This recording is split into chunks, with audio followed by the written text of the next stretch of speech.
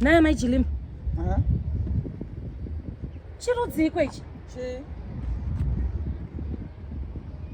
kwemi munoya muchidziya zuva pageti pangu sei naimi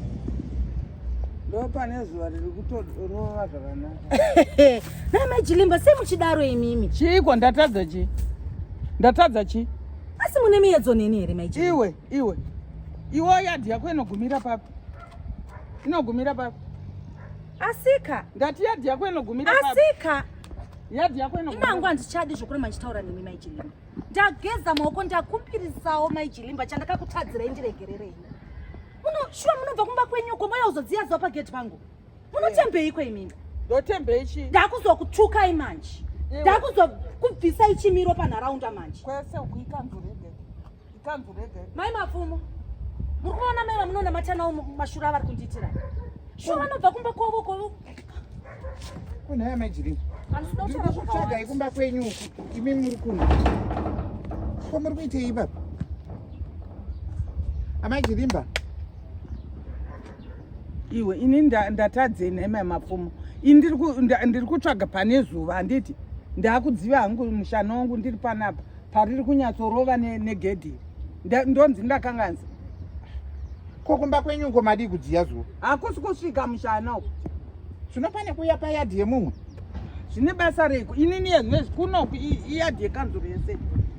yake iri kugumira pane jurahoro ndatadze chii zvine mutemo wekuti yadhi yemumwe asi takawirirana wani kuti handei kuchechi toenda kuchechi hafu pati 7 dzinodzi imi maenda kuyadhi kwamumwe muri kudziya zuva amajirimba inga munonamata wani harisi rusariro iroro harisi rusariro rusariro ndangoita kumechesa negauni rangu saka ndimi vaye vanoita zvekungoti chero mangoita inemowo futi munatwo iye ndinatwo kudi muri kuti chii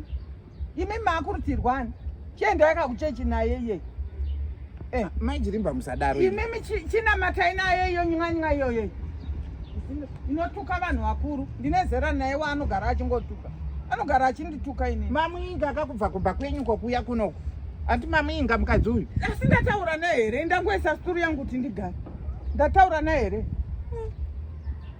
handachandataura naye chigara iko handikuonei kuno mai mapfumo handidi kuonei pamba pangu mune rutivi rwakawanda munotora nhindi aiwa kana chinamato chakudai mukadzi uyu amen